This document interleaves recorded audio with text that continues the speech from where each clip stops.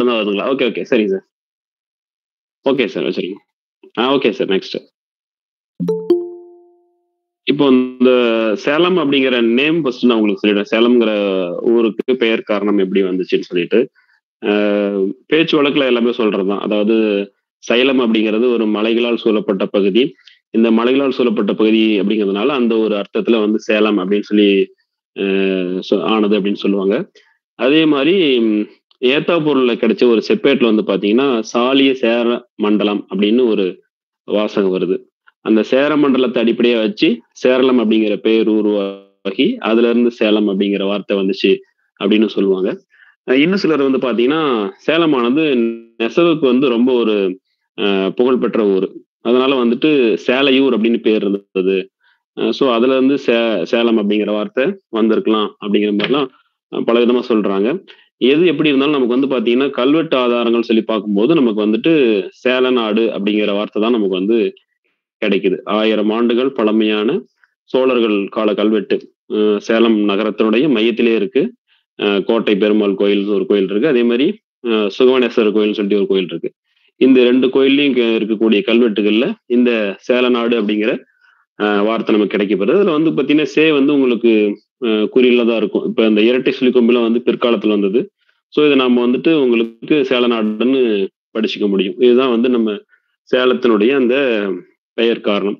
இன்னொரு பேர் வந்து பார்த்தீங்கன்னா, உங்களுக்கு நம்ம சேர்வராயன் மலை இருக்கு பார்த்தீங்களா?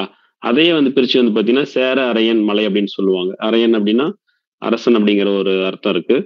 ஸோ அதன் மூலமாக வந்து உங்களுக்கு சேர்வராயன் ஆண்டதுனால, சேலம் அப்படிங்கிற பேர் வந்துச்சு அப்படின்னு சொல்லிட்டு பலர் பலவிதமாக வந்து உங்களுக்கு இந்த சேலம்ங்கிற பெயருக்கு வந்து காரணம் சொல்லுவாங்க. சார் நெக்ஸ்ட் போறோம் சார். இங்க வந்து பார்த்தீங்கன்னா, உங்களுக்கு எல்லா காலகட்டத்திலயுமே வாழ்ந்த மக்கள் இருக்காங்க இங்க. அதாவது பார்த்தீங்கன்னா, உங்களுக்கு பேலியோலித்திக்லேருந்து நான் சொல்றது வந்து பார்த்தீங்கன்னா, நம்ம ஒரு ஒருங்கிணைந்த சேலத்த நீங்க எடுத்துக்கங்க. ஒருங்கிணைந்த சேலம் அப்படிங்கிறது நமக்கு எல்லாத்துக்கும் தெரியும். அ தர்மபுரி, அ கிருஷ்ணகிரி, ஒசூர் வரைக்கும் இருந்துச்சு. அதேபோல நாமக்கல் வந்து பிரிக்கப்படல. இந்த மாரி ஒரு மிகப்பெரிய ஒரு பரப்பளவு கொண்ட ஒரு மாவட்டமாக சேலம் இருந்துச்சு. அப்ப பார்க்கும்போது உங்களுக்கு அந்த கிருஷ்ணகிரி, தர்மபுரி பகுதியில உங்களுக்கு அந்த தொல் பழங்காலம்னு சொல்லக்கூடிய இந்த பேலியோலித்திக் பழங்கற்காலம். அங்க வாழ்ந்த மனிதர்கள் வாழ்ந்ததற்கான சான்று, அங்க அவங்க பயன்படுத்திய கருவிகள்லாம் கிடைச்சது. நம்ம சேலம் அப்படின்னு சொல்லி வரும்போது உங்களுக்கு புதிய கற்காலம். அங்க வந்து பார்த்தீங்கன்னா, உங்களுக்கு நெறைய புதிய கற்கால கருவிகள் எல்லா இடங்கள்லயுமே வந்து கிடைக்கப்பெறுது. அ இதோட வருஷம் வந்து பார்த்தீங்கன்னா, உங்களுக்கு கிட்டத்தட்ட உங்களுக்கு குறைஞ்சபட்சம் ஒரு 3000 வருஷத்துல இருந்து ஒரு 10,000 வருஷம் வரைக்கும் நீங்க சொல்ல முடியும். அந்த புதிய கற்கால கருவிகளுடைய அந்த காலகட்டத்த. தொடர்ந்து அப்படி பார்த்தீங்கன்னா, உங்களுக்கு பெருங்கற்காலம். பெரிய பெரிய கல் சின்னங்கள வச்சு அமைச்ச அந்த பெருங்கற்காலம். அதனை ஒட்டி வந்து பார்த்தீங்கன்னா, உங்களுக்கு இரும்பு காலம். இரும்பு உருக்கி உங்களுக்கு நெறைய பொருள்லாம் செய்றாங்க. நம்ம சேலம் மாவட்டத்துல கிடைச்ச அந்த கஞ்சமலை இரும்புல செஞ்ச அந்த கருவியானது உங்களுக்கு வந்து பார்த்தீங்கன்னா, விக்டோரியா மகாராணி கிட்ட வந்து அந்த அவங்களுடைய டேபிள்ல ஆப்பிள்ல இருக்கக்கூடிய அந்த கத்தியா பயன்பட்டதுன்னு சொல்லி ஒரு குறிப்புகள் இருக்கு. பிரிட்டிஷ் குறிப்புகள் இருக்கு. ஸோ அந்த அளவுக்கு புகழ்பெற்ற ஒரு சேலம் இரும்பு. இந்த இரும்பு வந்து பார்த்தீங்கன்னா, உங்களுக்கு கஞ்சமலையிலயும், கோதுமலைன்னு சொல்லிட்டு ஒரு மலை இருக்கு. இந்த மலையிலயும் வந்து கிடைக்குது. அது தொடர்ந்து அப்படியே வந்து உங்களுக்கு சங்க காலம். இப்ப நம்ம இருக்கக்கூடிய காலம் வரைக்கும் உங்களுக்கு தெரியும். அதே மாரி பார்த்தீங்கன்னா, உங்களுக்கு அரசர்கள்னு சொல்லும்போது உங்களுக்கு பல்லவர்கள் ஆண்டிருக்காங்க. சோழர்கள், பாண்டியர்கள், நாயக்கர்கள் உங்களுக்கு கீழ சிற்றரசுல இருந்தவங்க அப்படிங்கிற மாரி சொல்லி பார்க்கும்போது உங்களுக்கு கெட்டி முதலிகள், அ வானக உரையார்ன்னு சொல்லிட்டு. அந்த கெட்டி முதலிகள் வந்து பார்த்தீங்கன்னா, உங்களுக்கு சேலம் மாவட்டம் தாரமங்கலத்த அ அத சுத்தின பகுதியில ஆட்சி புரிந்தவங்க. அமரகுந்தி தான் அவங்களுடைய தலைமையிடம். இந்த வானக உரையர் அப்படிங்கிறது வந்து பார்த்தீங்கன்னா, நம்ம இப்ப இருக்கக்கூடிய ஆரவலூர் பகுதி. அந்த இடம் தான் வந்து அவங்களுடைய தலைநகரம். அப்புறம் அதேபோல வந்து அதியமான் உங்களுக்கு தெரியும். நம்ம வந்து பார்த்தீங்கன்னா, உங்களுக்கு தகடூர் நாடு வந்து அ முன்னாடி வந்து நம்ம சேலத்து கூட இருந்ததுனால, அதியமான் அவருடைய ஆட்சியும் வந்து இங்க இருந்திருக்குன்னு சொல்லிட்டு, இந்த மாரி வந்து நம்ம அரசர்கள், அரசாட்சின்னு சொல்லி பார்க்கும்போது, இந்த மாரி குறிப்புகள நம்ம வந்து தர முடியும். சார் அடுத்தது.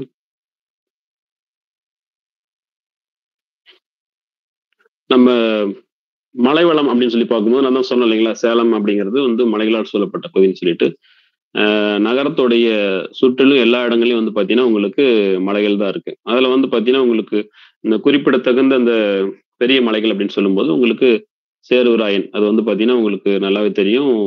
ஆ பல நெறைய உயிரினங்கள் இருக்கக்கூடிய, தாவரங்கள் இருக்கக்கூடிய, விலங்குகள் வசிக்கக்கூடிய ஒரு மிகப்பெரிய ஒரு மலைத்தொடராக இருக்கு. அந்த கிழக்கு தொடர்ச்சி மலையினுடைய குன்றுகள் தான் இது எல்லாமே. சேர்வராயன். அதுக்கு அடுத்தபடியா வந்து பார்த்தீங்கன்னா, கல்வராயன். ஆ சரியாக சொல்லப்போனா பரப்பளவுல அந்த சேர்வராயன் மலைய விட கல்வராயன் மலை தான் வந்து பார்த்தீங்கன்னா, உங்களுக்கு ரொம்ப பெருசு. அதுல வந்து பார்த்தீங்கன்னா, உங்களுக்கு நெறைய கிராமங்கள் அடங்கியிருக்கு. எல்லாமே அ ஒரு மிகப்பெரிய பரப்பளவுல அடங்கியிருக்கு அந்த கல்வராயன் மலைகள். அதுக்கு அடுத்தபடி பார்த்தீங்கன்னா, உங்களுக்கு அருணோத்து மலை சொல்லலாம். கல்வராயன் மலையுடைய ஒரு தொடர்ச்சி தான் இந்த அருணோத்து மலை அப்படிங்கிறது. அதேபோல நம்ம மேட்டூர் பகுதியில நம்ம வந்து பாலமலை அத நம்ப சொல்ல முடியும். அ நகரத்துக்கு பக்கத்திலே அப்படின்னு சொல்லி சொல்லும்போது, உங்களுக்கு அந்த கஞ்சமலைன்னு சொல்லிட்டு ஒரு மலை இருக்கு. அங்க தான் வந்து நமக்கு இரும்பு கிடைக்குது.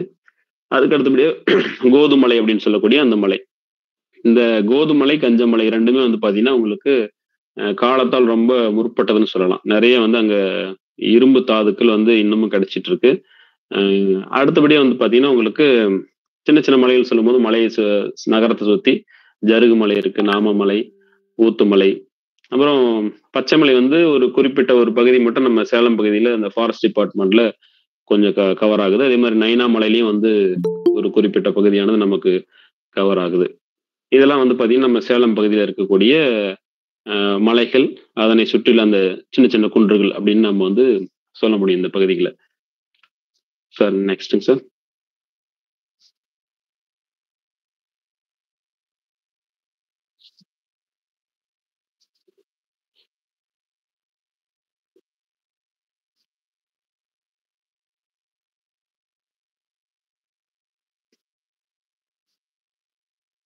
தெரியுது சார்.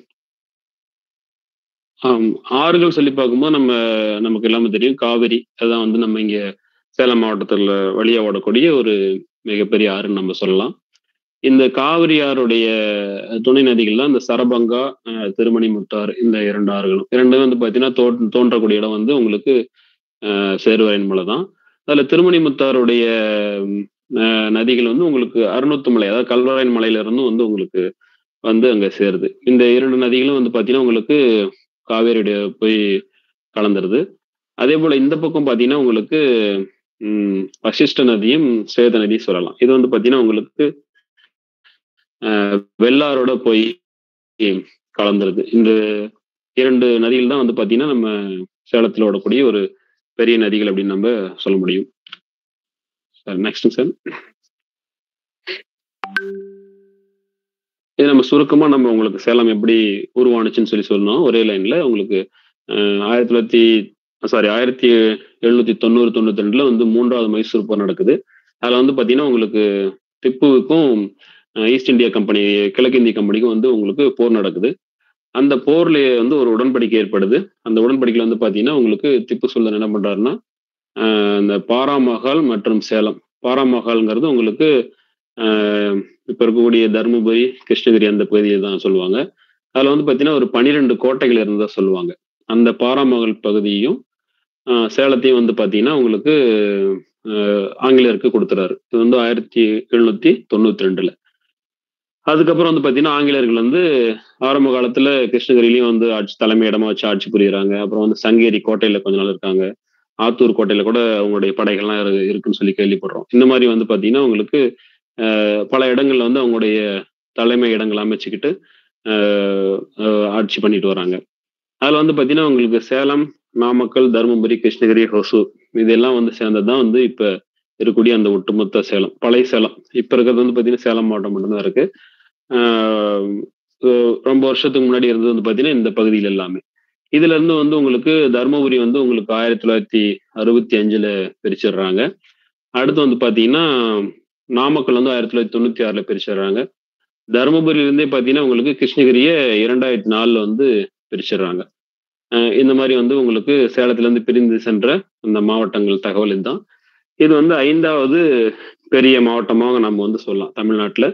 மதுரை, கோயம்புத்தூர் அந்த மாரி ஒரு 5 4 நகரங்கள் இருக்கு. அதுக்கப்புறம் வந்து சென்னைக்கு அப்புறம் நம்ம 5வதா நம்ம வந்து சேலத்த சொல்ல முடியும். சார் நெக்ஸ்ட்டுங்க சார். ஸோ இவர் வந்து சேலத்துக்கு ஒரு தவிர்க்க முடியாத ஒரு ஆளுமைன்னு நம்ம சொல்ல முடியும். இவர் வந்து பார்த்தீங்கன்னா, இந்திய முந்து வரலாற்றின் தந்தை ராபர்ட் புரூஸ்ஃபுட் அப்படின்னு சொல்லுவோம். நமக்கு தெரியும். நம்ம வந்து பார்த்தீங்கன்னா, அந்த பழங்காலத்த பத்தியும், புதிய கற்கால கருவிகள பத்தியும் தமிழகத்துக்குள்ளார முறையான ஆய்வு செஞ்சு அந்த கருவிகள சேகரிச்ச ஒரு ஆங்கிலேய ஆளுமை அப்படின்னு சொல்லி நம்ம இவர சொல்லலாம். பல்லாவரத்துல வந்து அ கருவிகள் எடுக்குறாரு. அதே மாரி குடியம் அப்படிங்கிற இடத்துல பழங்கால மனிதர்கள் வாழ்ந்த இடத்த கண்டுபிடிக்கிறாரு. இவர் வந்து நம்ம ஏற்காட்லயே வந்து பார்த்தீங்கன்னா, அந்த ஐவி காட்டேஜ்ன்னு சொல்லி ஒரு இடம் இருக்கு. அந்த இடத்துல வந்து பார்த்தீங்கன்னா, இவர் வந்து ரொம்ப நாளா வந்து தங்கியிருந்து அவருடைய ஆய்வுப் பணிகளை மேற்கொள்றாரு. அப்போ அவர் கண்டுபிடிச்ச அந்த கருவி ஒவ்வொரு கிராமங்கள்லயும் போனோம்னா, இந்த மாரி கருவிகள நம்ம வந்து பார்க்க முடியும். புதிய கற்கால கருவிகள ஒவ்வொரு ஊர்லயும் அந்த கிராம மக்கள் வந்து பார்த்தீங்கன்னா, ஒரு வழிபாட்டுல இருந்து அ அ இது செஞ்சுட்டு வராங்க. அடுத்து வந்து பார்த்தீங்கன்னா, உங்களுக்கு சரி நெக்ஸ்ட். இதுவும் வந்து பார்த்தீங்கன்னா, உங்களுக்கு பழைய கற்கால சின்னங்கள் தான். பெருங்கற்கால சின்னம்னு சொல்லுவாங்க. நெறைய பகுதியில இப்ப கூட தமிழக அரசு வந்து பார்த்தீங்கன்னா, உங்களுக்கு தெலுங்கனூர் அப்படின்னு சொல்லிட்டு ஒரு இடத்துல அகழாய்வு பண்றதுக்கு உங்களுக்கு நமக்கு இப்ப அனுமதி கிடைச்சிருக்கு. சேலம் மாவட்டத்துல முதல்ல அ மண்ணை அகழ்ந்து செய்யக்கூடிய அந்த அகழாய்வு பண்றதுக்கு அனுமதி குடுத்துருக்காங்க. இப்ப அந்த ஃபர்ஸ்ட் இருக்கக்கூடிய நபர் இருக்கக்கூடிய இடம் பார்த்தீங்கன்னா, இந்த காவேரியோட நீர்பிடிப்பு பகுதி. அந்த காவிரி அணை கட்டுவதற்கு முன்னாடி வந்து பார்த்தீங்கன்னா, அந்த இடத்துல ஒரு மிகப்பெரிய ஒரு கலாச்சாரம் இருந்திருக்கு. அந்த இடத்த வந்து பார்த்தீங்கன்னா, மக்கள் வந்துட்டு நெறைய வாழ்ந்திருக்காங்க. அவங்க அந்த வாழ்ந்ததுக்கு அடையாளமா, அவங்களுக்கு அருகிலேயே வந்து இந்த மாரி வந்து ஈமச் சின்னங்கள் பெரிய பெரிய கற்களை கொண்டு மெகாலித்திக் அதாவது பெருங்கற்கால காலகட்டம் அப்படின்னு இத சொல்லுவாங்க. மெகாலித்திக் ஏஜ்ல இந்த மாரி வந்து கல் சின்னங்கள் அமைக்கிறாங்க. இன்னமும் வந்து பார்த்தீங்கன்னா, நம்ம காவிரியுடைய அந்த மேட்டூர் அணையில தண்ணியோட அளவு குறையும்போது நீங்க அந்த நீர்பிடிப்பு பகுதியில இருக்கக்கூடிய அத்தன கிராமங்களையும் நீங்க வந்து ஒரு பயணம் போனீங்கன்னா, நிச்சயமா வந்து ஆத்துக்குள்ள தண்ணி நிக்கிற இடத்துல இந்த மாரி நெறைய நீங்க வந்துட்டு பெருங்கற்கால பகுதிய நீங்க பார்க்க முடியும். அதுல ஒரு ஊர தான் இப்ப வந்து தெலுங்கனூர் அப்படின்னு சொல்லிட்டு தமிழக அரசு வந்து அந்த இடத்துல அகழாய்வு பண்றதுக்கு அனுமதி குடுத்திருக்காங்க. அடுத்து வந்து பார்த்தீங்கன்னா சார் நெக்ஸ்ட். இப்ப நம்ம ஆங்கிலேயர்கள் வந்து நம்ம சேர்வராயன் மலைக்கு அவங்க தான் வந்து முன்னாடியே வந்து நம்ம பூர்வகுடிகள் வந்து மலையாளிஸ் அவங்க இருக்கிறாங்க. ஆல்ரெடி அங்க இருக்காங்க. இவங்க வந்து பார்த்தீங்கன்னா, நம்ம அ இங்க சேலத்துக்கு வரும்போது, ஒரு இடத்துல தங்கலாம்னு சொல்லிட்டு பார்க்கும்போது, அத வந்து அவங்க தேர்ந்தெடுத்த இடம் எதுன்னு பார்த்தீங்கன்னா, உங்களுக்கு வந்துட்டு ஏற்காடு. அதாவது சேர்வராயன் மலையில இருக்கக்கூடிய ஏற்காடுங்கிற அந்த கிராமத்த தான் வந்து அவங்க தேர்ந்தெடுக்கிறாங்க. அதுல அவங்க ஃபர்ஸ்ட்டு போன அந்த மோட் ஆஃப் டிரான்ஸ்போர்ட் எப்படி அவங்க போனாங்க அப்படிங்கிறதுக்கான படங்கள் தான். இதெல்லாம் வந்து உங்களுக்கு உண்மையாலுமே வந்து ஃபோட்டோகிராஃபி பண்ண அந்த படங்கள் தான். ஏற்காட்ல எடுத்த படங்களே தான். இந்த மாரி வந்து உங்களுக்கு அ பல்லக்குலயோ அல்லது இந்த மாரி வண்டி வச்சு இழுத்துட்டு போயோ, அ நம்ம விலங்குகள் அதாவது நம்ம கழுதை அந்த மாரி அந்த விலங்குகள்ல வந்து லக்கேஜ் கொண்டு போய், அப்புறம் மாட்டு வண்டி இந்த மாரிலாம் வந்து அவங்க வந்து போயிருக்காங்க. அப்படிங்கிறது இதுக்கு ஒரு சின்ன தகவல். அடுத்தபடியா வந்து பார்த்தீங்கன்னா, உங்களுக்கு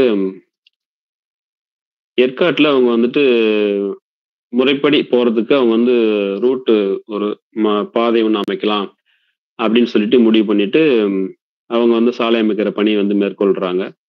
அ இன்னமும் நீங்க வந்து பார்த்தீங்கன்னா, ஏற்காட்ல 40 அடி பாலம், 60 அடி பாலம் அப்படின்னு சொல்லிட்டு 2 இடம் பார்க்கலாம். இது எங்க நான் சொல்றேன்னா, ஏற்காடு ச சேலம் நகரத்துல இருந்து அஸ்தம்பட்டி வழியாக நீங்க ஏற்காடு போனீங்கன்னா, அந்த ரோடு தான் எல்லாருமே ப்ராப்பரா பயன்படுத்தக்கூடிய ஒரு அகலமான சாலைன்னு அத சொல்லலாம். நெறைய நெறைய பாதைகள் ஏற்காடுக்கு இருக்கு.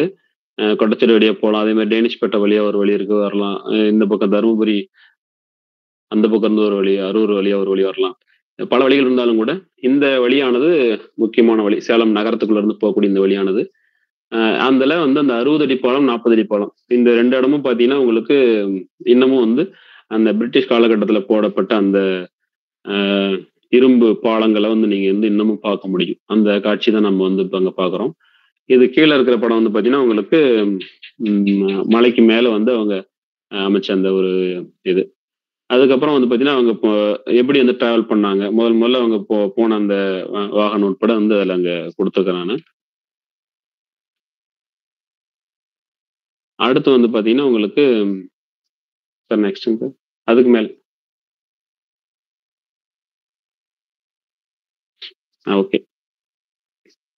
இப்போ அவங்க வந்து பார்த்தீங்கன்னா, சேர்வராயன் மலைக்கு வந்துட்டு போகும்போது, எந்த அளவுக்கு வந்துட்டு அவங்க இந்த மாரி மக்களுக்கு ஒரு அ சாலை அமைச்சு குடுக்குறது, அல்லது வேற பணிகள்லாம் பண்ணாங்களோ, அ அது வந்து அதுக்கு பாதகமான செயல்களும் வந்து நடைபெற்றதுன்னு சொல்லலாம். அதுல முக்கியமானது வந்து பார்த்தீங்கன்னா தான் வந்து உங்களுக்கு வேட்டையாடுறது. அது வந்து பார்த்தீங்கன்னா, அவங்க ஒரு அ ஒரு பொழுதுபோக்காவே வச்சிருந்தாங்க. நெறைய வந்து அங்க இருக்கக்கூடிய மக்கள ஒன்று திரட்டிக்கிட்டு, அவங்க கூட வந்து பார்த்தீங்கன்னா, அங்க இருக்கக்கூடிய விலங்குகள வேட்டையாடுறத வந்து ஒரு முக்கியமான ஒரு பொழுதுபோக்கா அவங்க வச்சிருந்தாங்க. நெறைய அங்க இருக்கக்கூடிய விலங்குகள் வந்து அந்த காலகட்டத்தில வந்து ஒரு அழிவை நோக்கி செல்றதுக்கு ஒரு முக்கியமான காரணமா நம்ம இத சொல்லலாம். எல்லாமே கிட்டத்தட்ட வந்து பார்த்தீங்கன்னா, உங்களுக்கு சிறுத்தையிலிருந்து, அ கரடியிலருந்து எல்லாமே வந்து நெறையவே அங்க வந்து இருந்திருக்கு. கரடியூர் அப்படின்னு சொல்லிட்டு ஒரு ஊரே இருக்கு ஏற்காட்ல. கரடிகள் அதிகமா இருந்தனால தான் அந்த ஊருக்கு வந்து கரடியூர் அப்படின்னு சொல்லிட்டு அ ஊர் இருக்கு. அதே மாரி பார்த்தீங்கன்னா, ஒரு புலியூர் அப்படின்னு ஒரு ஊர் இருக்கு. அது இப்ப வந்து பார்த்தீங்கன்னா, பின்னாடி வந்து பிலியூர் அப்படின்னு மாத்திட்டாங்க. புலிகள் அதிகமா இருந்தனால தான் அந்த ஊர் வந்து பார்த்தீங்கன்னா, புலியூர்ன்னு சொல்லிட்டு பேர் வந்துச்சு. இந்த மாரி வந்து விலங்குகளுடைய பெயர்கள்லயே அமைஞ்ச கிராமங்கள் வந்து ஏற்காடு பகுதியில் நெறையவே இருக்கு. ஸோ இது வந்து ஒரு வருத்தமான ஒரு விஷயமா நம்ம இந்த இடத்துல பதிவு பண்றோம். என்னன்னா, அவர்களால் வந்து நெறைய விலங்குகள் வந்து வேட்டையாடப்பட்டன அப்படிங்கிறத ஒரு தகவல் இது. வேற அடுத்து.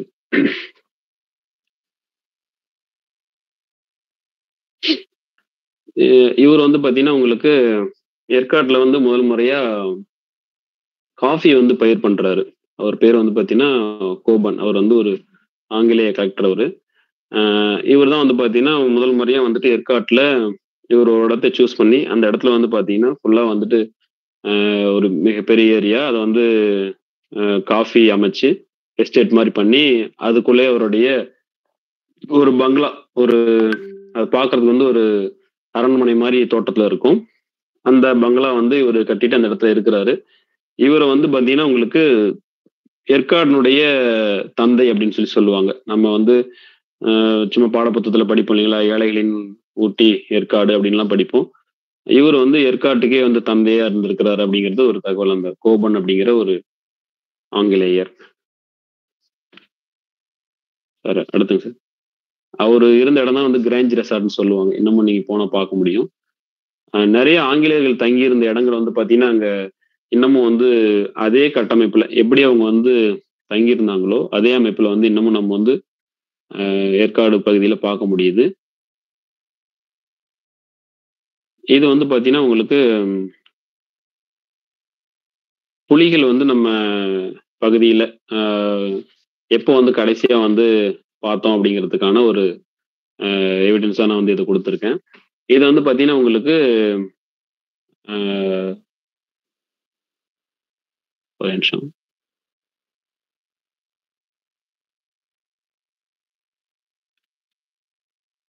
இது வந்து பார்த்தீங்கன்னா, உங்களுக்கு 1977ல இந்த புலியானது வந்து சுட்டுக் கொல்லப்படுது. இது வந்து பார்த்தீங்கன்னா, உங்களுக்கு ஓமலூர் அருகே வந்து குருக்கல்பட்டி அப்படிங்கிற ஒரு கிராமத்துக்கு வருது.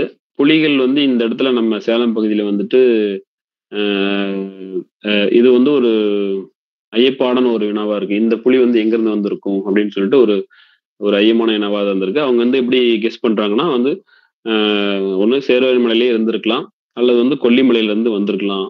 அப்போ அப்படின்னு சொல்லிட்டு அந்த பீரியட்ல வந்து அவங்க சொல்றாங்க. 1977ல அத வந்து கொன்னுடுறாங்க. அ அந்த மக்களுக்கு தொந்தரவு குடுத்தது அப்படின்னு சொல்லி அவங்க அத காரணம் சொல்றாங்க. வனத்துறையும், காவல்துறையும் இணைந்து வந்து பார்த்தீங்கன்னா, அந்த மக்களுக்கு தொந்தரவு குடுத்து அந்த புலிய வந்துட்டு கொன்னுடுறாங்க. இந்த புலியானது வந்து பார்த்தீங்கன்னா, உங்களுக்கு சேலம் அரசு அருங்காட்சியகத்துல உங்களுக்கு வந்துட்டு அ பாடம் செய்யப்பட்டு பொதுமக்களுடைய பார்வைக்கு வந்து வைக்கப்பட்டுள்ளது. இதுதான் நம்ம வந்துட்டு சேலம் மாவட்டத்துல உடைய கடைசி புலி அப்படின்னு நம்ம வந்து சொல்லலாம். இது அத அத பத்தின ஒரு தகவல் தான் உங்களுக்கு கீழ குடுத்துருக்கேன். அடுத்துங்க சார். இது நான் இருக்கக்கூடிய பகுதி வந்து பார்த்தீங்கன்னா, உங்களுக்கு வாழப்பாடி. வாழப்பாடி பகுதியில வந்து ஒரு சிறுத்தை புலி நடமாட்டம் இருந்துச்சு. ஃபர்ஸ்ட்டு புலின்னு சொன்னாங்க எனக்கு. சரி அத பத்தி வந்து நண்பர்கள்ட்ட கேட்டு தகவல் வாங்கிட்டு போய் பார்க்கும்போது, நான் வந்து அதான் முகநூல்ல நான் வந்து என்ன போட்டேன்னா, சேலத்தோட கடைசி புலின்னு சொல்லிட்டு நம்ம மேல சொன்ன அந்த நிகழ்ச்சிய வந்து ஒரு சின்ன ஒரு ஆர்டிக்கிள் மாரி போட்டிருந்தேன். அத பார்த்துட்டு நண்பர் ஒருத்தர் வந்து, "இல்ல பாருங்க 92ல வந்து ஒரு புலி ஒண்ணு வந்திருக்கு. நீங்க 77 தானே சொல்றீங்க. 92லயும் ஒண்ணு வந்திருக்கு பாருங்க" அப்படின்னு சொல்லிட்டு ஒரு தகவல் சொன்னாரு. அப்புறம் சரி அது தொடர்புடையவங்க யாருன்னு சொல்லிட்டு விசாரிச்சு போய் பார்க்கும்போது, அ அது வந்து பார்த்தீங்கன்னா, ஒரு சிறுத்தை புலி. அது வந்து அத நாம சொல்றது வரி புலி தானே சொல்றோம். இவங்க வந்து பார்த்தீங்கன்னா, சிறுத்தை புலிங்கிற தகவல் வந்துட்டு அவரு வச்சிருந்த அந்த நியூஸ் பேப்பர் கட்டிங்கு, அப்புறம் அ அவருடைய இன்னமும் அந்த ஞாபகத்தும் வச்சிருக்கிறாரு. அவரு அந்த நிகழ்ச்சி நடந்தப்ப அந்த கட்டியிருந்த வேஷ்டி, அவருடைய அந்த கைகள்லாம் பார்த்தீங்கன்னா, இன்னமும் கூட அந்த புலி தாக்கியதுக்கான அந்த தழும்புகள்லாம் வந்து காணப்படுது. இத நம்ம வந்து நேர்லயே போய் பார்த்துட்டு உறுதி பண்ணோம். இது வந்து ஒரு தகவல். நான் இருந்த பகுதியில கடைசியா 92ல சிறுத்தை ஒண்ணு வந்திருக்கு. வாழப்பாடி பகுதியில. இப்போ வந்து பார்த்தீங்கன்னா, உங்களுக்கு சேலம் மாவட்டத்தில அ டேனிஷ்பேட்டை, அப்புறம் பச்சைமலை பகுதியெல்லாம் வந்து உங்களுக்கு தம்மம்பட்டி இந்த சைடு வந்து பார்த்தீங்கன்னா, உங்களுக்கு இப்பவும் கூட புலிகள் நடமாட்டம் இருக்கு. நம்ம அதுக்கு வந்து கூண்டு வச்சு பிடிச்ச மாரிலாம் நம்ம வந்து செய்தித்தாள்ல வந்து நம்ம செய்தி பார்க்குறோம்.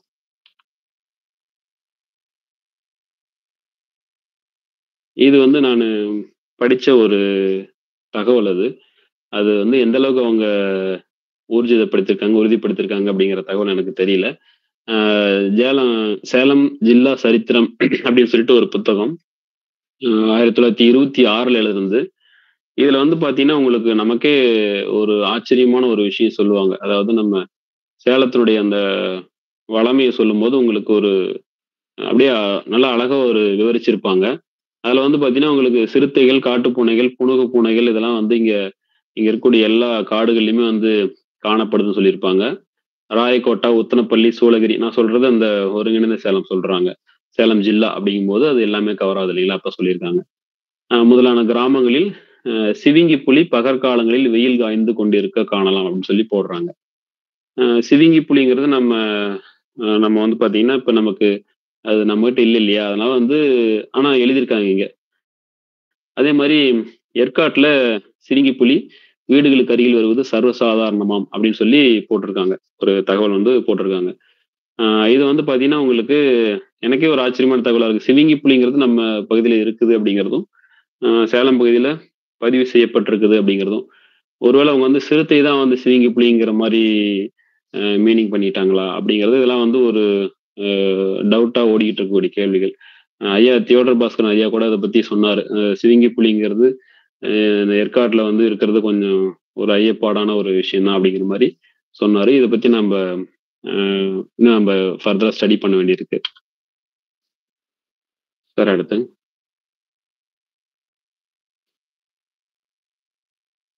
இப்போ நமக்கு அவங்க வந்து ரிட்டனா எழுதியிருக்கும்போது நமக்கு வந்து பார்த்தீங்கன்னா, இந்த சிலைகள்ல நெறைய ஆதாரங்கள் கிடைக்குது. அதாவது புலிகள் இருந்ததுக்கான ஆதாரங்கள்.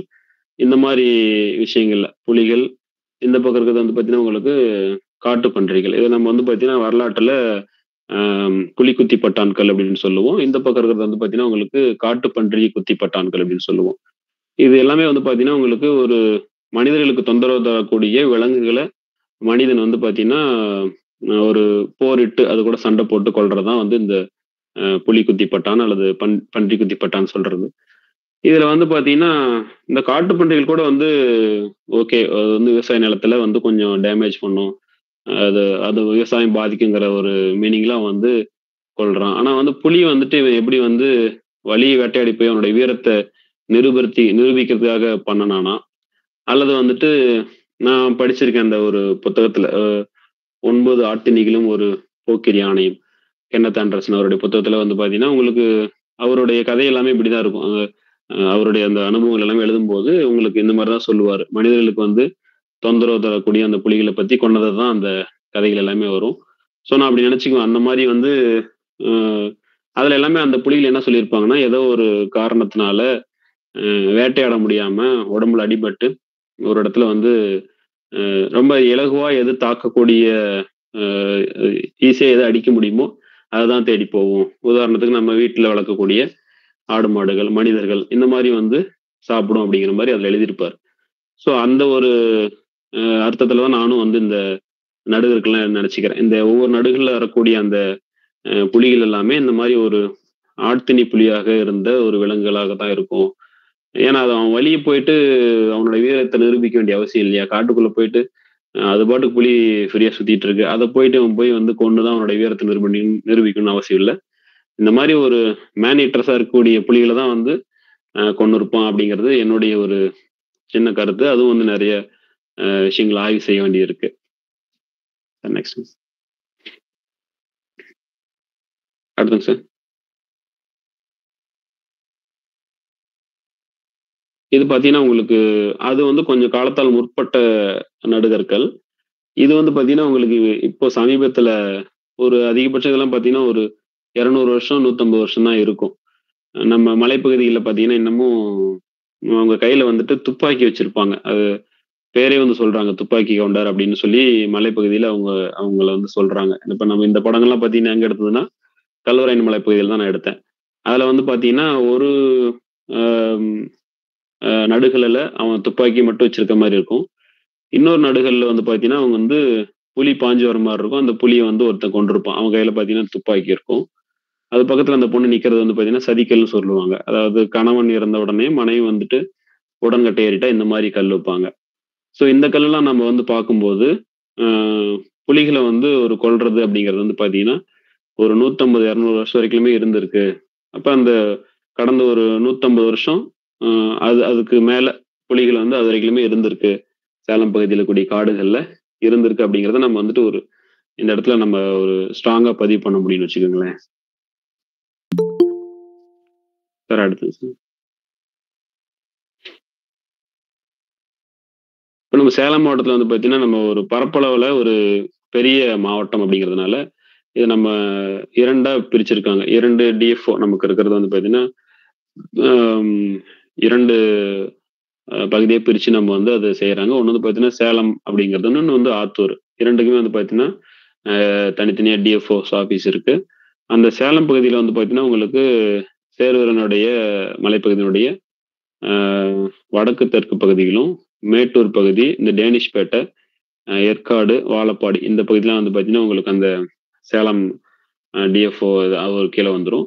அதே மாரி இந்த ஆத்தூர் பகுதி அப்படின்னு சொல்லும்போது, உங்களுக்கு ஆத்தூரு, கல்வராயன் மலையோடைய பகுதி, தும்பல், தம்மம்பட்டி, கெங்கவல்லி இந்த ஏரியாலாம் வந்து பார்த்தீங்கன்னா, உங்களுக்கு ஆத்தூர் பகுதியில வந்துரும். இப்ப நீங்க அந்த மேப்ப பார்த்தாவே தெரியும்.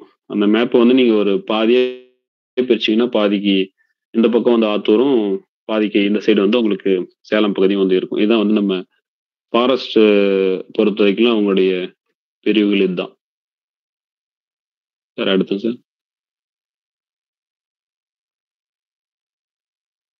அடுத்து நம்ம அணைக்கட்டுன்னு சொல்லி பார்க்கும்போது, நம்ம சேலத்துல அ மேட்டூர், கரியகோயில், ஆனைமடு இது 3 தான் வந்து முக்கியமான டேம் சொல்லலாம். மேட்டூர் வந்து நமக்கு எல்லாத்துக்குமே தெரியும். ரொம்ப பெருசு. காவிரியோட குறுக்குல கட்டப்பட்ட ஒரு அணை இது. இந்த கரியகோயில், ஆனைமடு 2ம் வந்து பார்த்தீங்கன்னா, உங்களுக்கு கல்வராயன் மலை சைடு இருக்கு. அ அதுல இந்த ஆனைமடுவுக்கு ஒரு பேர் சொல்லுவாங்க. அதாவது யானைகள் வந்து நம்ம அந்த அந்த இடத்துல வந்து தண்ணி குடிச்சுட்டு போகுமாம். அதனால தான் அதுக்கு பேர் வந்து ஆனைமடுவுன்னு சொல்லி சொல்றாங்க. இதே மாரி வந்து பார்த்தீங்கன்னா, யானைகளோட பேர்ல ஆனைவாரி முட்டல் அப்படின்னு சொல்லிட்டு ஒரு இடம் ஆத்தூர் பக்கத்துல இருக்கு. ஸோ இந்த 2 இடங்களுமே வந்து பார்த்தீங்கன்னா, ஒரு காலத்துல யானைகளும் வந்து நம்ம கல்வராயன் மலைப்பகுதியில அதிக எண்ணிக்கையில இருந்துச்சு அப்படிங்கிறதுக்கு தான் வந்து அந்த எடுத்துக்காட்டா அந்த ஆனைமடுங்கிற அந்த டேமும், ஆனைவாரி முட்டல் அப்படிங்கிற ஒரு ம் இடமும் இருக்கு ஆத்தூர் பக்கத்துல. அந்த ஆனைவாரி முட்டல் அப்படிங்கிற இடத்துல வந்து பார்த்தீங்கன்னா, உங்களுக்கு யானைகளுக்கு கோடை காலத்துல வந்து பயிற்சி நடைபெற்றது அப்படிங்கிற தகவல வந்து பதிவு பண்றாங்க. அதாவது வந்து பார்த்தீங்கன்னா, 18, 19ஆம் நூற்றாண்டு வரைக்குமே வந்து பார்த்தீங்கன்னா, யானைகளுக்கு பயிற்சி அளிக்கக்கூடிய ஒரு இடமா இருந்திருக்கு அப்படின்னு சொல்லிட்டு, ரிச்சர்ட்ஸ் அப்படிங்கிற ஒருத்தர் ஆங்கிலேயர் வந்து 1835 எழுதிய அந்த சேலம் மாவட்ட கையேடு அப்படிங்கிற அந்த ஒரு நூல்ல வந்து அவர் வந்து பதிவு பண்ணியிருக்காரு. அடுத்து நம்ம இது நீர்வீழ்ச்சி அப்படின்னு சொல்லி பார்க்கும்போது, கிளியூர் அப்படிங்கிறதையும், ஆனைவாரி முட்டல் அப்படிங்கிறதையும் நம்ம சொல்லலாம். இதுதான் வந்து நம்ம சேலம் பகுதியில நம்ம குறிப்பா வந்து அந்த சேர்வராயன் மலை பகுதியில திடீர் அருவிகள் நெறைய வரும். நீங்க மழை பெஞ்சுச்சுன்னா போதும். ஒரு ஒரு மழை பெஞ்சாவே அடுத்த நாள் பார்த்தீங்கன்னா, நீங்க அந்த மலைப்பாதையில டிராவல் பண்ணும்போது, எல்லா இடங்கள்லயுமே உங்களுக்கு அங்கங்க அப்படியே வந்து பார்த்தீங்கன்னா, அ ஃபால்ஸ் கொட்டிட்டே இருக்கும். அது எல்லாமே வந்து திடீர் அருவின்னு சொல்லுவாங்க. அது எப்படி இருந்தாலும் கூட நம்ம அந்த கிளியூர் அப்படிங்கிறது வந்து பார்த்தீங்கன்னா, உங்களுக்கு வருஷம் ஃபுல்லா தண்ணி இருக்கக்கூடிய அல்லது ஒரு குறைவான அளவுனா தண்ணி போயிட்டு இருக்கும். அந்த மாரி ஒரு இடமா அந்த கிளியூருங்கிற ஃபால்ஸ் இருக்கு. இந்த ஆனைவாரி முட்டல்ங்கிறது வந்து பார்த்தீங்கன்னா, உங்களுக்கு கல்வராயன் மலையில பெய்யக்கூடிய இந்த மழையெல்லாம் வந்து ஒண்ணா சேர்ந்து வந்து, உங்களுக்கு வந்துட்டு அந்த யானைவாரி முட்டல் அப்படிங்கிற அந்த இடத்துல அ ஃபால்ஸ் ஆகிட்டு, அதுக்கப்புறம் வந்து பார்த்தீங்கன்னா, உங்களுக்கு அ இதுல வசிஷ்ட நதியோட போய் அது வந்து கலந்துருது. கரெக்ட்டு. இப்ப இது வந்து சும்மா குறைவா தான் குடுத்துருக்கு. இத விட நான் நெறைய வந்து விலங்குலாம் இருக்கு. அ இதுல வந்து பார்த்தீங்கன்னா, உங்களுக்கு பறவைகள், பாலூட்டிகள்லாம் வந்து 1, 2 முக்கியமானது மட்டும் நான் குடுத்துருக்கேன். அதுல வந்து 1, 2 மட்டும் நான் உங்களுக்கு முக்கியமானத சொல்லிடுறேன். நான் அதிகம் பார்க்குறது வந்து பறவைகள் தான். ஏன்னா, நான் சார்ந்துள்ளது வந்து பார்த்தீங்கன்னா, சேலம் பறவைகள் கழகம் சொல்லக்கூடிய ஒரு அமைப்பு. அங்க வந்து பார்த்தீங்கன்னா, உங்களுக்கு ஆண்டு முழுவதுமே வந்து பறவைகள பார்த்து பதிவு செய்றது, அதே மாரி மாணவர்களுக்கு வந்துட்டு வகுப்புகள் எடுக்கிறது இந்த மாரி போயிட்டுருக்கும். ஸோ பறவைகள் வந்து நமக்கு அதிக பரிச்சயம். மற்றபடி இந்த விலங்குகள், வண்ணத்து பூச்சிக்கலாம் நம்ம அந்த வருடத்துக்கு ஒரு முறை நம்ம வந்துட்டு 2 முறை, அதாவது ஒரு முறை வந்து பார்த்தீங்கன்னா, உங்களுக்கு அ வெட்லேண்ட் சர்வேன்னு சொல்லக்கூடிய நீர்ப்பறவைகள் கணக்கெடுப்பு. அந்த கணக்கெடுப்பின் போதும், அப்புறம் ஃபாரஸ்ட் டிபார்ட்மென்ட்டோடைய அந்த வனத்துறை கணக்கெடுப்பு. இந்த 2 சமயங்கள்லயும் வந்து பார்த்தீங்கன்னா, வனத்துறை கூட இணைந்து பணியாற்றுறதுக்கு ஒரு வாய்ப்பு கிடைக்கும். ஏன்னா, நம்ம மத்த நேரங்கள்ல, மத்த நாட்கள்ல வனத்துறை கூட நம்ம வந்து இணைஞ்சு எந்த ஒர்க்கும் பண்ண முடியாது. இந்த மாரி கணக்கெடுக்க சமயத்துல அவங்க என்ன பண்றாங்கன்னா, தன்னார்வலர்ல ஒருங்கிணைச்சு காட்டுக்குள்ள கூட்டிட்டு போயிட்டு அவங்க என்ன பண்றாங்க, கணக்கெடுக்க வைக்கிறாங்க. அந்த சமயத்துல வந்து நம்ம நெறைய பறவைகள பார்க்க முடியும். இங்க ஒரு சில அனிமல்ஸ் நான் உங்களுக்கு குடுத்துருக்கேன். இதுல வந்து குறிப்பா நம்ப சொல்ல வேண்டியது கீழ அடுத்து வாங்க சார்.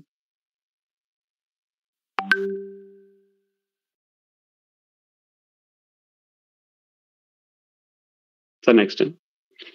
இது வந்து பார்த்தீங்கன்னா, மெட்ராஸ் ட்ரீ ஷ்ரூ அல்லது இந்தியன் ட்ரீ ஷ்ரூ அப்படின்னு சொல்லக்கூடிய ஒரு மூங்கில் அணத்தான் அப்படின்னு சொல்லுவாங்க இத. இது வந்து பார்த்தீங்கன்னா, உங்களுக்கு நம்ம கிழக்கு தொடர்ச்சி மலையில நெறையவே இருக்கு. அதுலயும் குறிப்பா நம்ம சேர்வராயன் மலை பகுதியில நெறையவே இருக்கு. இப்போ சமீப காலங்கள்ல அ இது நம்ம பேர்ட் வாட்சிங் போற நண்பர்களுக்கு கூட இது வந்து நெறைய வந்து அ காட்சி குடுத்திருக்கு. படமும் எடுத்திருக்கிறாங்க. பகல் நேரத்துல வந்து இதோடைய மூவ்மெண்ட்ஸ் ரொம்ப குறைவு தான். இருந்தாலும் அதோட இடத்துக்குன்னு சொல்லிட்டு நம்ம போய் ஏதாவது பறவைகள் பார்க்க போம்போதோ, அல்லது அந்த இடத்துல டிராவல் பண்ணும்போதோ, அது நம்ம வந்து போகும்போது அத பார்க்கிறதோ, படம் எடுக்கிறதோ செய்ய முடியும். இது வந்து பார்த்தீங்கன்னா, அனத்தானா எலியாட்டி அப்படின்னு சொல்லிட்டு அதோடைய விலங்கியல் பெயர் சொல்லுவாங்க. நம்ம கிராம பகுதியில இன்னமும் நம்ம பார்த்திருப்போம். அனத்தான்னு சொல்லி தான் சொல்லுவோம். இந்த அணில வந்து என்ன சொல்லுவாங்கன்னா, அனத்தான் அப்படின்னு தான் சொல்லுவாங்க. ஸோ அந்த பேர்லயே வந்து பார்த்தீங்கன்னா, உங்களுக்கு அனத்தானா எலியாட்டி அப்படிங்கிற ஒரு விலங்கியல் பெயர்ல இந்த இதானது அமைஞ்சிருக்கு. அடுத்து கேளுங்க சார். இது வந்து பார்த்தீங்கன்னா, உங்களுக்கு ஷேவராய்ஸ் ஹில்ஸ் எர்த் ஸ்னேக்ன்னு சொல்லுவாங்க. அதாவது மண்ணுளி பாம்புகள் நெறையவே இருக்கு.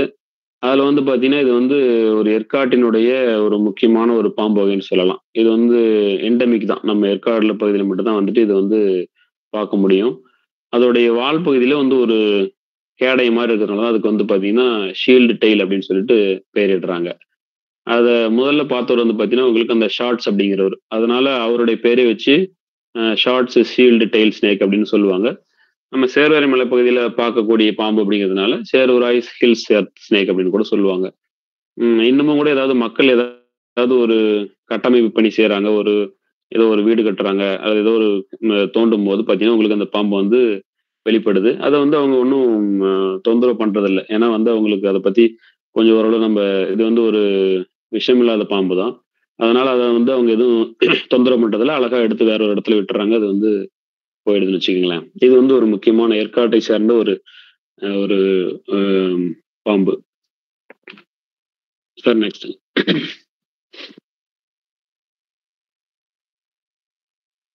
இது வந்து பார்த்தீங்கன்னா, உங்களுக்கு அ இதுவும் எண்டமிக் தான். இது வந்து பார்த்தீங்கன்னா, இப்போ டோட்டலா நம்ம சேர்வன் மலையிலேயே ஒரு 2 தாவரம் தான் இருந்துச்சு.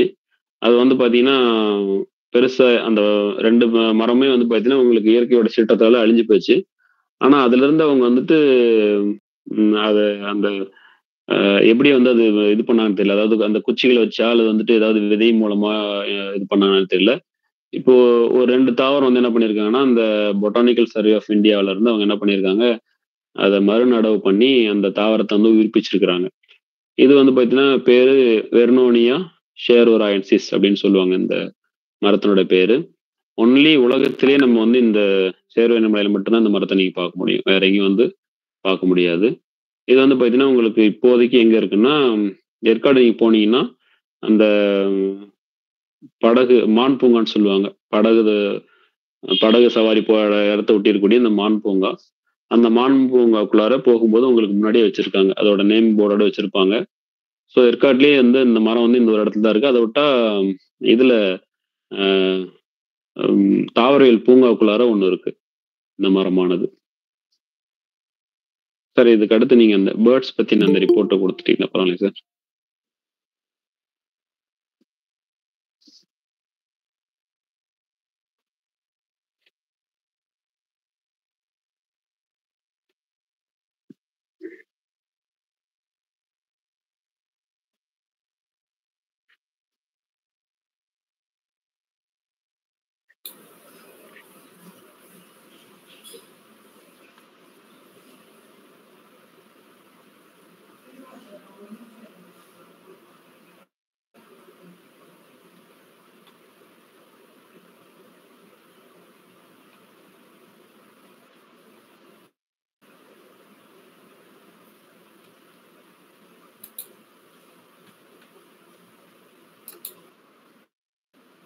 இல்ல சார் நீங்க போட்டுருங்க. உங்ககிட்ட இருக்குதுங்களா?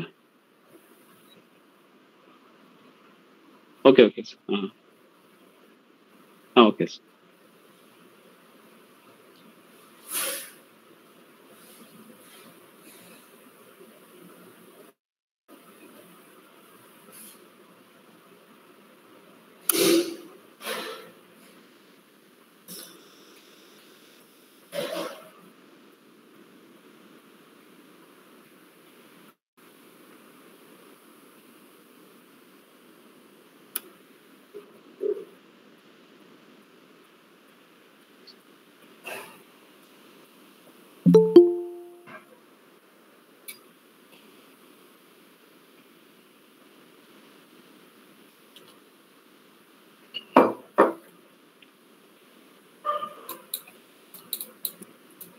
சார் நான் ஸ்கிரீன் ஷேர் பண்ணிட்டேன் சார். Okay sir. நான் பண்ணிட்டேன். சேலம் பத்தின பறவைகள் பத்தி பேசும்போது எனக்கு இந்த ரிப்போர்ட்டை வந்து இதை விட ஒரு தெளிவான தகவல் என்னால் நான் ரெடி பண்ண முடியும்னு தெரியல. அதனால நான் வந்து இந்த ரிப்போர்ட்டை நான் எடுத்துக்கிட்டேன். இது நான் சார்ந்துள்ள அந்த சேலம் பறவைகள் கழகத்தினுடைய அறிக்கை 2023 பண்ணது. இன்னைக்கு ஸ்டேட்டஸ்க்கு வந்து பார்த்தீங்கன்னா உங்களுக்கு 364 பறவை இனங்கள் சேலத்துல வந்து பார்த்து பதிவு பண்ணியிருக்கோம். இன்னி டேட்டுக்கு இப்போ அப்டேட் இன்னி வரைக்குமே பார்த்தீங்கன்னா 364.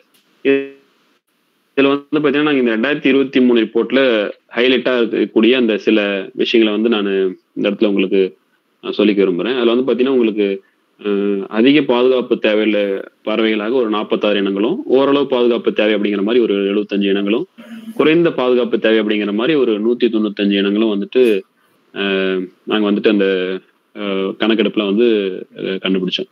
அதுல வந்து அதே மாதிரி பார்த்தீங்கன்னா கடந்த ஒரு 30 வருஷத்துல வந்து ஒரு 114 வகையான பறவைகள் வந்துட்டு குறைஞ்சு வர மாதிரி வந்து ஒரு இது கிடைச்சது. அதே மாதிரி 24 வகை வந்து அதிகரிக்கிறது. அதே மாதிரி 54 வகையான பறவைகள் வந்து பார்த்தீங்கன்னா ஒரு சீரா இருக்கிற மாதிரி குறையவும் இல்லை அதிகமாகவும் இல்லை அப்படிங்கிற மாதிரி ஒரு ரிப்போர்ட் வந்து எங்களுக்கு கிடைச்சது. இது எல்லாமே வந்து பார்த்தீங்கன்னா ஒரு கிட்டத்தட்ட ஒரு 10 ஆண்டுகளாக வந்து ஈபேர்ட்லேயே வந்து டேட்டா இருக்கு. அதுக்கு முன்னாடி நம்ம வந்து பதிவுகள் நம்ம வந்து பார்த்தீங்கன்னா பறவைகளை பற்றின பதிவுகள்லாம் இருக்கு பார்த்தீங்களா, அதை வச்சு நம்ம வந்து அடிப்படையாக வந்து இது பண்ணியிருக்கோம் சார். அடுத்து பார்த்துங்க சார். படங்கள் வந்துட்டீங்களா? Okay sir. இதுல வந்து பாத்தீங்கன்னா உங்களுக்கு இது வந்து நம்ம ஆக்சுவலா சேலத்துல வரக்கூடிய பறவைகள். நாங்க சேலத்துல இதோடைய பார்க்கக்கூடிய வாய்ப்புகள் எந்த அளவுக்கு இருக்கு அப்படிங்கிறத வச்சு எடுத்த ஒரு ஸ்டேட்டஸ். இதுல வந்து பாத்தீங்கன்னா உங்களுக்கு இந்த பைடு த்ரஷ் அப்படின்னு சொல்லக்கூடிய அந்த பறவையும், அதே மாதிரி வெண்பிடரி பட்டாணி குருவி ஒயிட் நேப்டு டிட் அப்படிங்கிறது, மஞ்சள் தொண்டை சின்னான் அப்படிங்கிற அந்த ஒரு பறவை, அடுத்து இந்த ஸ்கொயர் டெய்ல்டு புல்புல் அப்படின்னு சொல்லக்கூடிய அந்த கருப்பு சென்னான், பாடும் வானம்பாடி, சிங்கிங் புஷ் லார்க்கு, நீலத்தலை பூங்குருவி, ப்ளூ கேப்டு ராக் த்ரஷ், இது எல்லாமே வந்து பார்த்தீங்கன்னா, இதுல வந்து உங்களுக்கு வெண்பிடரி பட்டாணிக்குருவி வந்து உங்களுக்கு மேட்டூர் பகுதியில தான் அதிகமா இருக்கு. மேட்டூர் அதோடைய லொகேஷன். அது பாலாறு அந்த காவிரி ஒட்டி அந்த பகுதிகளில் உங்களுக்கு அந்த வெண்பிடரி பட்டாணிக்குருவி வந்து நிறைய பார்க்க முடியுது. இந்த பாடும் வானம்பாடின்னு சொல்லக்கூடிய இந்த சிங்கிங் புஷ் லார்க்கோட இது எங்கன்னு பார்த்தீங்கன்னா உங்களுக்கு பண்ணவாடி தான். இன்னைக்கு வந்து கொளுத்தூர்னு சொல்லக்கூடிய மேட்டூர்ல இருந்து உங்களுக்கு அந்த மாதேஸ்வரன் மலை போகக்கூடிய வழியில கொளத்தூர் அப்படிங்கிற ஒரு ஊர் இருக்கு. அதுக்குள்ள நீங்க போனீங்கன்னா பண்ணவாடிங்கிற ஒரு கிராமம் இருக்கு. அந்த பண்ணவாடிங்கிற கிராமமானது நிறைய வகையான பறவைகளை பார்க்கக்கூடிய ஒரு ஹாட்ஸ்பாட்னு சொல்லலாம். அந்த மாதிரி வந்து இருக்கு. இந்த பண்ணவாடி பகுதியில வந்து பாத்தீங்கன்னா நிறைய நீர் பறவைகள் தான் அங்க முக்கியமா நீங்க பார்க்க முடியும். மற்ற பறவைகள் நீங்க பார்க்கணும்னா பெரும்பாலும் இந்த கல்வராயன் மலை, ஏற்காடு பகுதிக்கு தான் நீங்க வந்து வர முடியும். இதுல அந்த வானம்பாடிங்கிற பறவை வந்து பாத்தீங்கன்னா உங்களுக்கு பண்ணவாடி நீர்பிடிப்பு பகுதியில் நீங்க பார்க்கலாம். நிறைய எண்ணிக்கையில வந்து பார்க்க முடியும். மற்ற எல்லா பறவைகளுமே வந்து பாத்தீங்கன்னா உங்களுக்கு ஏற்காடு பகுதியில் பார்க்கக்கூடிய பறவைகள் தான். எல்லாமே வந்து பார்த்து பதிவு செய்யப்பட்ட பறவைகள் தான். அடுத்து போங்க. அதோட தொடர்ச்சியாக வந்து பாத்தீங்கன்னா உங்களுக்கு அந்த பார்க்கக்கூடிய வாய்ப்பு குறைந்து வரக்கூடிய பறவைகள் சொல்லி சொல்லும்போது உங்களுக்கு இந்த blue rock thrush, Malabar whistling thrush, Asian fairy blue பேர்டுன்னு சொல்லக்கூடிய இந்த காட்டு நீலக்குருவி, செஞ்சிலம்பன்னு சொல்லக்கூடிய இந்த rufous babbler, rusty tail flycatcher, இந்த ஃபாரஸ்ட் வேக்டைல், இது எல்லாமே வந்து பாத்தீங்கன்னா உங்களுக்கு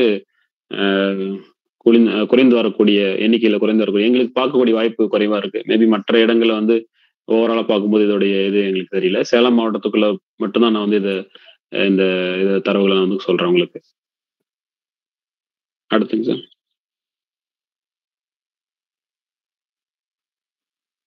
இதோட தொடர்ச்சியா வந்து பாத்தீங்கன்னா உங்களுக்கு வானம்பாடின்னு சொல்லக்கூடிய இந்த ஓரியண்டல் ஸ்கைலார்க்கு,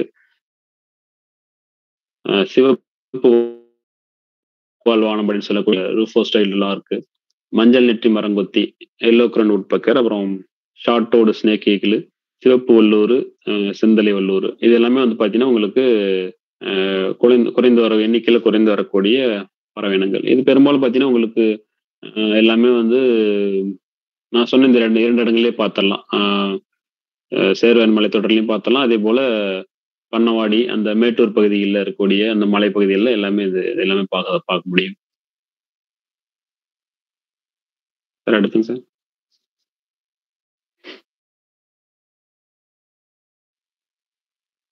இது எல்லாமே வந்து நமக்கு சார் அதுக்கு மேல் சைடுங்க sir.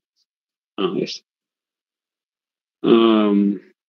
கார்கேனி, northern shoveler, northern pintail, brown headed gull, river tern, whiskered tern, இதெல்லாமே வந்து பார்த்தீங்கன்னா உங்களுக்கு சேலம் மாவட்டத்தில் எண்ணிக்கையில் குறைந்து வரக்கூடிய பறவைகள். இதில் இந்த ரிவர் டர்ன் வந்து பார்த்தீங்கன்னா உங்களுக்கு நம்ம கணேஸ்வர் அண்ட் ஏஞ்சலின் வந்து பார்த்தீங்கன்னா உங்களுக்கு மணிவிழுந்தான் ஏரியில ஒரு அது எக் வச்ச நாள்ல இருந்து நல்ல ஒரு ஸ்டடி பண்ணாங்க. ஒரு நல்ல ஒரு ரிப்போர்ட் ஒன்று கிடைச்சது. அது வந்து ஏன்னா அதோடைய பிரீடிங் ரெக்கார்டு வந்து எங்கேயுமே இல்லை. அந்த ரிவர் டர்னுடைய அது எப்படி வந்து முட்டை இனப்பெருக்கம் பண்ணி எத்தனை முறை இறை விட்டுது அந்த மாதிரி ஒரு டேட்டாலாம் வந்து பார்த்தீங்கன்னா அவங்க நல்லா நீட்டாக ஸ்டடி பண்ணி அது வந்து ஒரு ரிப்போர்ட் அவங்க ரெடி பண்ணாங்க. இது வந்து பார்த்தீங்கன்னா அந்த மணிவிழுந்தான்ல எடுத்த போட்டோ தான்.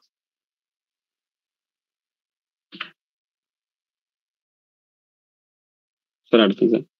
அடுத்து பார்த்தீங்கன்னா உங்களுக்கு common sandpiper, marsh sandpiper, common greenshank, little ringed flower.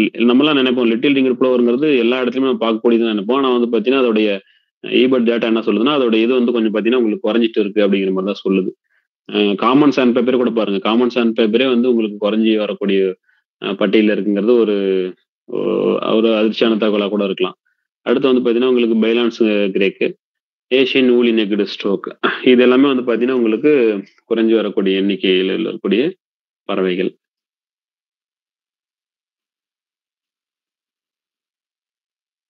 Sir அடுத்து வந்து ஓகே சார். அவ்வளவுதான். அடுத்து இந்த யானை வழித்தடத்தை பற்றி சொல்லிடுறேன் சார். நம்ம ஸ்லைடு அவ்வளவுதான் முடிஞ்சிருச்சு. சொல்லுங்க சார். Okay sir. அதான் சார், நம்ம சேலம் மாவட்டத்துல நமக்கு யானைகள் வந்து இல்ல சார். யானை இல்லன்னா, என்ன காரணம்னா இங்க ரெசிடென்ட்டா இல்ல. ஆனா வந்து பார்த்தீங்கன்னா, உங்களுக்கு அந்த நம்ம கர்நாடக எல்லைக்கு பக்கத்துல நம்ம இருக்கிறதுனால, அங்க வந்து எப்பவுமே நமக்கு வந்து யானைகள் இருக்கும். பாலாறு பகுதி, இந்த மாதேஸ்வரன் மலைலாம் வந்து பார்த்தீங்கன்னா, உங்களுக்கு யானைகள் வந்து இருக்கும். அங்கருந்து தான் வந்து நம்ம சேலத்துக்குள்ள அப்பப்போ வந்து உங்களுக்கு வந்துட்டு போகுது. அதே மாரி பார்த்தீங்கன்னா, உங்களுக்கு ஈரோடு மாவட்டம் அந்த பர்கூர், சென்னம்பட்டி வனப்பகுதியிலிருந்து வந்து பார்த்தீங்கன்னா, மேட்டூர் பகுதிக்கு வந்து யானைகள் வருது. அதே மாரி மேற்கு தொடர்ச்சி மலையிலிருந்து இந்த தலமலை, பிலிகிரி, ரெங்கன்பேட்டா வழியா வந்து வலச வரக்கூடிய யானைகள் வந்து பார்த்தீங்கன்னா, 2ஆ பிரிஞ்சு ஒண்ணு வந்து பார்த்தீங்கன்னா, மாதேஸ்வரன் மலை, காவேரி வன சரணாலயம், கிருஷ்ணகிரி, ஒசூர் வழியா ஜவ்வாது மலைக்கு போயிடுது. அதே மாரி மேட்டூர், தருமபுரி, தொப்பூர், சேர்வராயன் மலை, கல்வராயன் மலை வழியா ஜவ்வாது மலைய அங்க போயிட்டு, அப்புறம் அங்கருந்து ஆந்திரா வந்து போற மாரி ஒரு வழித்தடம். இந்த வழித்தடத்துல வந்து பல 100 ஆண்டுகளா வந்து வலசை போயிட்டு இருக்கு. அது யானைகளுடைய வலசை பாதை வந்து நம்மளால ஒரு கணிக்க முடியாத ஒரு பாதை தான். ஏன்னா, நம்மலாம் தோன்றதுக்கு முன்னாடியே வந்து யானைகள் வந்துட்டு தோண்டிடுச்சு. அப்போ வந்து ஒரு குறிப்பிட்ட வருஷம்னு நம்ம சொல்லிட முடியாது. ஆனா வந்து பார்த்தீங்கன்னா, நம்ம மனிதர்கள் பண்ணக்கூடிய தவறுனால இந்த யானையுடைய வழித்தடங்கள் எல்லாமே இன்னைக்கெல்லாம் வந்து பார்த்தீங்கன்னா, உங்களுக்கு விளைநிலங்களாக மாற்றப்பட்டு எல்லாம் அழிக்கப்பட்டதுனால, இதோடைய பாதைகள் வந்து பார்த்தீங்கன்னா, உங்களுக்கு மாறி போயிடுது. அப்போ கூட பார்த்தீங்கன்னா, சமீபத்தில வந்து அ சேர்வராயன் பகுதியில வந்து பார்த்தீங்கன்னா வந்து உங்களுக்கு அந்த பகுதிக்கு போக முடியாம, இந்த ஜோடுகுழி வனப்பகுதியில வந்து யானைகள் வந்து ஒரு 3 நாள் வந்து அங்கேயே இருந்துச்சு. நெறைய அது என்ன பண்ணும்னா, இருக்கிற இடத்துல வந்து என்ன நமக்கு உணவு கிடைக்குதோ, வனப்பகுதியில இருந்த யானைகள்லாம் வந்து ஊருக்குள்ள வந்து என்ன பண்ணும், அங்க என்ன உணவு கிடைக்குதோ அதான் சாப்பிடும். ஆனா அத நம்ம வந்து என்ன பண்ணிட்டோம்னா வந்து, அது என்னமோ வந்து ஒரு பெரிய ஒரு மிகப்பெரிய தவறு மாரி யானைகள வந்து நம்ம வந்து சபிச்சுக்கிட்டு, அத விரட்டிக்கிட்டு, அது வெடி வச்சுக்கிட்டு அந்த மாரிலாம் வந்து பண்ணோம். இருந்தாலும் வந்து பார்த்தீங்கன்னா, வனத்துறையோட முயற்சினால வந்து தருமபுரி பகுதிக்கு வந்து அந்த யானைகள்லாம் வந்து கொண்டு போய் விட்டுட்டாங்க. இந்த மாரி வந்து பார்த்தீங்கன்னா, யானைகள் வந்து நம்ம சேலம் பகுதியில அ அ பூர்வீகமா இல்ல அப்டின்னாலும், ஒரு வலசை பாதையில இந்த யானையோட வலசை பாதையில இந்த சேலம் மாவட்டம் வந்து அமைஞ்சிருக்கிறதுனால, நம்ம வந்து எப்படியும் வருஷத்துல ஒரு டைம் வந்து யானைகள் வந்து சேலம் வழியா போறத நம்ம வந்து செய்தித்தாள்களையோ அல்லது நம்ம வந்து நேர்லயே போய் பார்த்து நம்ம தெரிஞ்சுக்கிறோம் சார். வண்ணத்து பூச்சிகள் அப்படின்னு சொல்லி பார்க்கும்போது, நம்ம சேலம் பகுதியில இதுவரைக்கும் 200 வண்ணத்து பூச்சிக்கு மேல பதிவு பண்ணிட்டாங்க சார். 200க்கு மேலயே வந்து இருக்கு. அ வண்ணத்து பூச்சிகள் வந்து உங்களுக்கு பார்த்தீங்கன்னா, அ எல்லா இடங்கள்லயுமே குறிப்பா வந்து பார்த்தீங்கன்னா, நம்ம சேர்வராயன் மலைப்பகுதி, கல்வராயன் மலைப்பகுதி இந்த 2 மலைகளுக்கு போனாவே, அங்க இருக்கக்கூடிய அந்த அருவிகள், அ ஓடைகள் இத ஒட்டிய இடங்கள நம்ம வந்து டிராவல் பண்ணும்போது, உங்களுக்கு இந்த வண்ணத்து பூச்சிகளுடைய இது நம்ம வந்து எல்லாம் பார்க்கலாம் சார். நல்லா எல்லா ரேரான வண்ணத்து பூச்சிகள கூட நீங்க வந்து பார்க்கலாம்.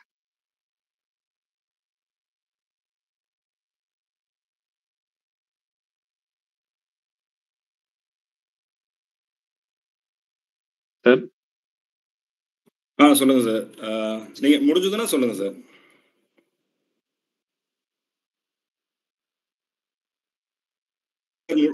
ஆ. Yes sir. Okay. Okay sir. முடிச்சிட்டீங்களா சார் நீங்க?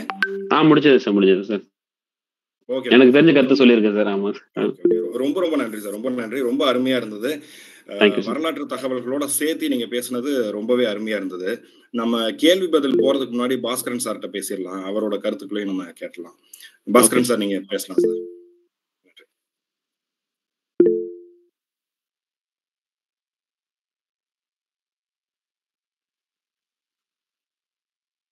சார் அவர் சார் பேசுறதுக்கு நீங்க முன்னாடி நான் அவர பத்தி மியூட்ல இருக்கீங்க. சார் மியூட்ல இருக்கீங்க.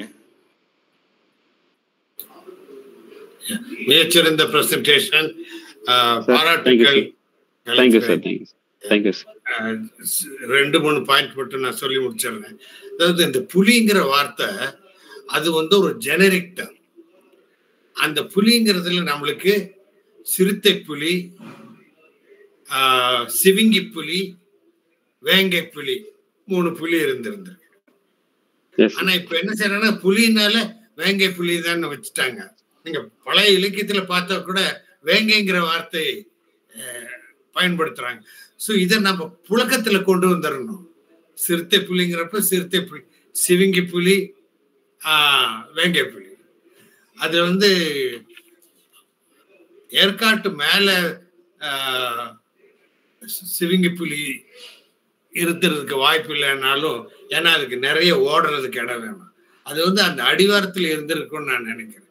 ஏன்னா நமக்கு சிவிங்கி புலி, சீட்டா, ஏசியன் சீட்டா 1948 வரைக்கும் நம்மளுக்கு டெங்கு மகாராடாவில் இருந்திருக்கு. 1948 வரைக்கும் இருந்திருக்கு. ஏன்னா பள்ளிக்கூடத்துல எல்லாம் வாத்தியார் சொல்லியிருக்காரு, நம்ம நாட்டுல தமிழ்நாட்டுல 3 வகை புலி இருக்கு அப்படின்ட்டு சிவிங்கி புலின்னு சொல்லியிருக்காரு. ஓகே, அது ஒண்ணு. ரெண்டாவது, யானை, ஏற்காட்டுல யானை இருந்திருக்கு நிறைய. அதாவது 1942 நம்ம மந்திரிகுமாரி படம் எடுத்தாரு, அவர் பேர் என்ன, எலிசார் டங்கன், ஒரு யானையை சுட்டிருக்காரு. அந்த அந்த யானை சுட அந்த இடத்துக்கு கூட்டிட்டு போனவரை நான் பேட்டி கண்டேன். ஸோ அங்க எல்லாம் யானை இருந்திருக்கு. எம் கிருஷ்ணன் ஒரு தடவை சொன்னாரு, மேட்டூர்ல இருந்து சேலம் வரைக்கும் காடு தான் இருந்திருக்கு, அதெல்லாம் அழிஞ்சிருச்சு. நீங்க அதுதான் நம்ம மனதில் கொள்ள வேண்டியது. அதாவது பல மிருகங்கள். நீங்க ஒரு 1926 வந்த ஒரு புத்தகத்தை பத்தி காமிச்சிங்க, அது ரொம்ப முக்கியமான புத்தகம். அது அதுல நீல்காய் தமிழ்நாட்டில் இருந்து பற்றி சொல்லியிருக்காங்க. நீங்க படிச்சு பாத்தீங்க, கிருஷ்ண மிருகம் அப்படின்னு சொல்றாங்க. சோ நிறைய எப்படி காணமயில் இங்கிருந்து அழிஞ்சு போனதோ அதே மாதிரி அந்த நீல்காயும் இங்கிருந்து அழிஞ்சு போயிருக்கு. ஓகே, அந்த வெரோனிகா ஷெர்ராயன் மரத்தை பற்றி சொன்னீங்க, அது ரொம்ப முக்கியமான குறிப்பு. நான் போய் பார்த்தேன் அந்த மரங்களை. அந்த மரங்கள் ஏன் அழியிறதுங்கிறது உலகத்துல தாவர இயலாளருக்குள்ள ஒரு பெரிய விவாதம் நடந்துட்டு இருக்கு. அதாவது இயற்கை தானாக சில இனங்கள் அழியும், அது இயற்கை தடுக்கவே முடியாது. அந்த மாதிரியான ஒரு மரம் தான் வெரோனிகா ஷெர்ராயன்ஸ். நீங்க படம் காமிச்சிங்க. அது உள்ளூர் ஆளுங்க என்ன சொல்றாங்க, சிலுவை மரம்னு பேர் வச்சிருக்காங்க அதுக்கு. ஏன்னா மிடில் ஈஸ்ட்ல இந்த மர வச்சுதான், இந்த மரத்தினுடைய கிளைகளை வச்சுதான் சிலுவை செஞ்சு இயேசு கிறிஸ்துவ அறிஞ்சாங்க. அதனாலதான் இந்த மரம் அழிஞ்சுக்கிட்டு இருக்கு அப்படின்னு ஒரு மித்தாலஜி அங்க. பட் ஆனா அது ரொம்ப முக்கியமானது. நீங்க அதை ரொம்ப கருத்தா அதை நீங்க பதிவு பண்ணிருக்கீங்க. ரொம்ப நன்றி உங்களுக்கு. இந்த மாதிரியான விவரங்களை தான் நம்ம மக்களுக்கு கொடுக்கணும். ஆனா ஒரே ஒரு விஷயம் சொல்றேன் கள்ளத்துறை, நீங்க கோச்சு கூடாது. ஒவ்வொரு வார்த்தைக்கு நீங்க பாத்தீங்கன்னு சொல்றீங்க, அது சொல்ல வேண்டாம். அதை நீங்க தவிர்த்துட்டீங்கன்னா உங்க பிரசன்டேஷன் ரொம்ப நல்லா இருக்கும்.